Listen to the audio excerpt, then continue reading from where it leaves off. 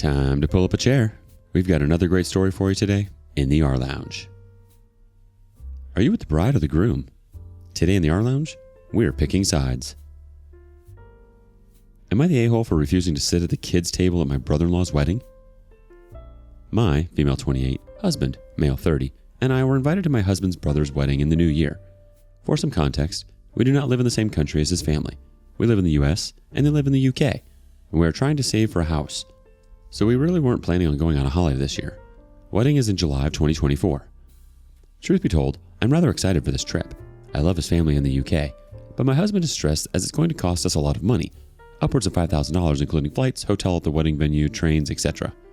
Also, for some more important backstory info, my husband's family hate each other. I mean, a nasty divorce that led to parents not speaking to each other for years. Most of the siblings, including brother-in-law, sided with the mom in the divorce. However, my husband has made it a point to not choose, and is very close to both parents still. Both parents have new families with younger kids. Now, 3 months ago, my husband's mother told us that we would be sitting at the table with all the other siblings. Most siblings are under 15 years old. The youngest is 8. My husband asked if we could potentially sit with his dad's side of the family, or his grandparents, who we are very close to. However, his mother told him that we are the only neutral family members, so therefore we need to sit with the siblings as this is their first time meeting. The wedding party is worried about potential family drama arising. My husband and I were fine with this as long as we are sitting together. However, a few days ago, my brother-in-law asked my husband to be a groomsman, to which he accepted. I was thrilled for my husband as he isn't super close to his brothers. I asked where I will be sitting now that he would be at the wedding party's table. My husband just shrugged and said that they likely won't move tables around that much. I asked the bride, who said I was still sat at the siblings' table. I asked politely if I could be moved to the table with the grandparents. Again, I am extremely close to them. The bride politely told me that I am the only neutral party who has met all the siblings, so I could manage the questions and potential arguments arising. Again, this is the first time they are all meeting. I told her that I appreciate this is something that is worrying her, but I'm not spending thousands of dollars to be a babysitter. She said she understood, but the seating is final. We argued a little bit more, but she ended the argument by saying I should be happy to be sitting with the kids because I work with kids, and I should be flattered that the family trusts me enough with this responsibility. I began to argue, but the bride snapped that if I hated kids this much, I shouldn't have become a teacher. Please don't get me wrong, I love his siblings, but they are all at least 15 years younger than I am. I also love kids. I am a teacher, but I want to relax and have a good time at this wedding. I also forgot to mention that there will be cousins and kids from the bride's family at the table as well. I just made up my mind I will not be sitting at the kids' table. I'm going to wander the reception, drink, and have a good time. I will be pulling up a chair with the grandparents. I do not think it's a big ask for me to be moved to a table, but maybe I'm wrong. My mom and husband think I'm overreacting, and I should just sit with the kids. But my coworkers and friends think that I should not be forced to babysit and or manage potential family fights. So, am I the a-hole? Edit. Wow, Reddit, this post is getting some attention. More than I thought. I thought I should clarify a few things. 1. Unfortunately, we bought the plane tickets already and they are not refundable, or a refund would have been my first choice. 2. They never formally labeled this table as the kids' table. They refer to it as the siblings' table. My husband has 3 younger full brothers, including the groom, and they are adults. None of them are sitting at the siblings' table. This table is completely made up of half-siblings that are 15 and under. I'm the one who's calling a spade a spade. I showed my husband this thread, who agreed with you all that I am being treated unfairly. I do want to add, my husband did tell his brother that if I was sitting at the siblings' table, he could not be a groomsman already. I told him to not worry about this after my argument with the bride. It's clear they want me there regardless, and that's my frustration. My husband and I are having a conversation with them later today. I will update y'all on the outcome. Edit 2. I have given you all an update. It's a bit crazy of a story. Lots happened, and someone this small issue turned into a huge one. Please see it on my profile. I can't link it for some reason. Let's check in with some relevant comments. More on the family drama.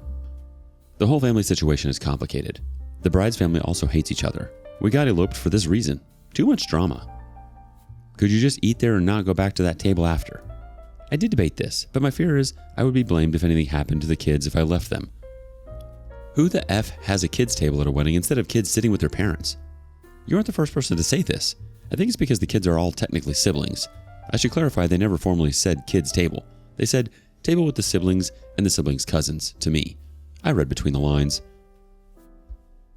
Those kids at the table aren't your problem, as you aren't their parents or their guardian. Their parents are their problem. You aren't there to babysit, and if that's an exception that's placed on you, it's an unruly expectation. You have every right to wander and visit elsewhere while you're at the wedding. If you're spending the money, you can do whatever it is you please. And honestly, the bride and groom should share that sentiment towards guests who spend the money to travel to a different country. On another note, of course, your husband wouldn't be concerned because he doesn't have to sit at the kids' table. He's got a comfy little cushion seat with the rest of the groomsmen.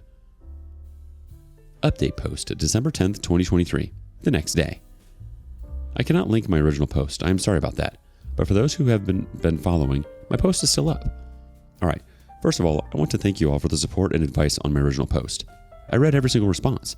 I even showed my husband, who agreed that this situation was simply ridiculous, and that the bride was using me as free childcare. It turns out, the issue was deeper than just wanting free childcare, so bear with me. This is going to be a long update, as lots of stuff happened yesterday and this morning. But before I get into this update, I need you all to understand some background info. My husband is the second oldest in the family, with 2 younger full brothers. He has 5 half-siblings. The oldest sibling, we will call him John, cut ties with the family completely about 5 years ago. My husband and I met 10 years ago while I was studying abroad in the UK. We moved back and forth between the US and the UK for 6 years, before we got eloped and moved permanently to my home state. His mother has never been supportive of my husband's decision, but she has come to terms with it over the years. His 2 younger full brothers have always been giant mama's boys. They both live within a 5-mile radius of their mom's house.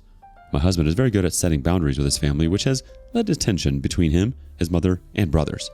The brothers would often make awful comments about how my husband loves their father more than their mother, and that he broke his mother's heart when he moved away.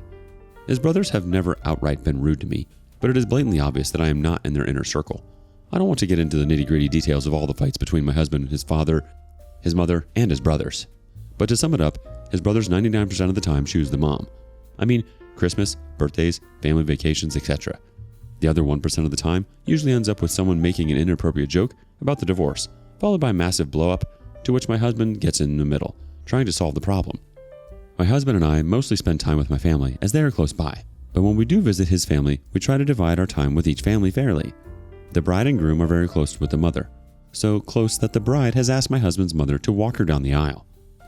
Okay, so here's the update. My husband and I Zoomed with the bride and groom yesterday to address our concerns.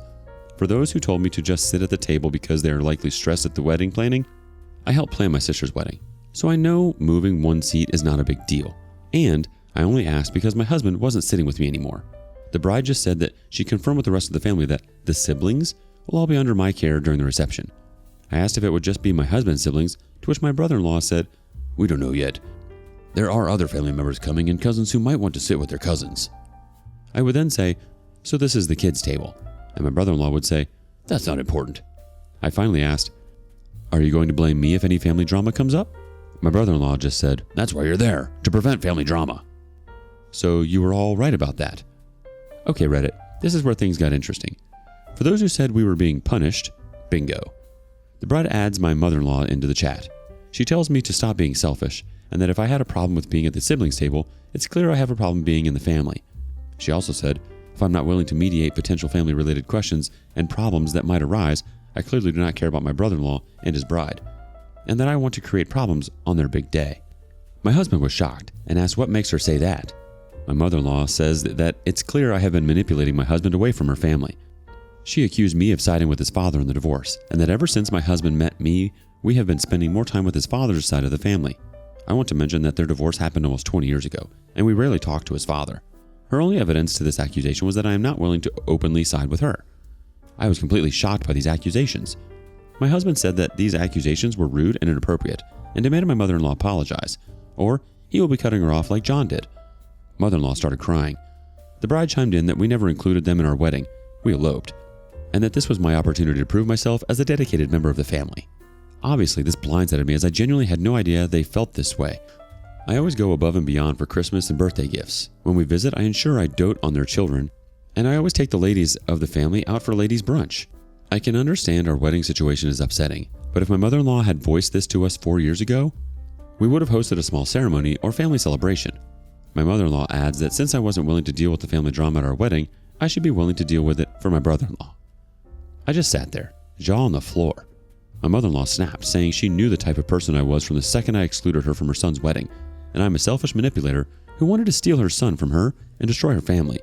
and then my husband is enabling me by not insisting I put my family's needs before my own enjoyment and babysit the kids during her son's big day. She was hoping my meltdown would show my husband what kind of person I was. Needless to say, we ended up fighting for a few more minutes before my husband slammed the computer screen down. My husband and I chatted for a moment. He apologized for his family and reassured me he knows none of those things his mother said were true. We turned our phones off and had a date night. John, male 32, my husband's older brother, got in contact with us through Instagram this morning. His wife gave me a call, and we talked for hours about what happened. Apparently, the reason they left the family was because my mother-in-law did something similar to John's wife. We will call Sandy, female 32. Sandy didn't want a big wedding due to drama on her family side and decided to have a small ceremony with their friends. She invited my mother-in-law, who refused to attend because my father-in-law would be there. Mother-in-law threatened Sandy she would make sure John left her if Sandy didn't exclude John's father from the wedding. Sandy didn't listen and went through with their wedding as planned. Mother-in-law accused Sandy of cheating and baby-trapping John. Sandy was pregnant at the time. My mother-in-law stalked Sandy and took photos of her out with her friends and with her brother, sending them to John as proof of her infidelity. Mother-in-law posted these photos to Facebook, captioning it, "Caught you, cheater." Relatives began harassing both John and Sandy. John and Sandy moved away and blocked everyone, and has not been in contact with mother-in-law's side of the family ever since. I don't remember this at all, as I'd only been with my husband for a year, and he didn't want me involved with this family drama.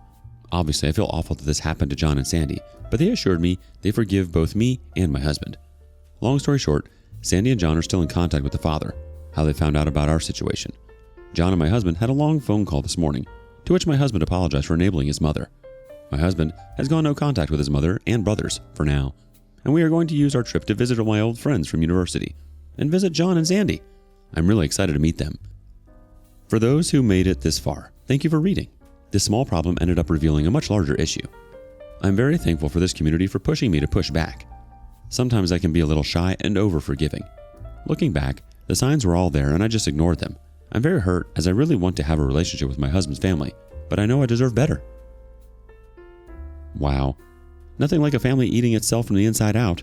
And by inside, I mean this mother-in-law is toxic AF. She's clearly manipulated a lot of people into thinking the world revolves around her, and she's the be-all and end-all.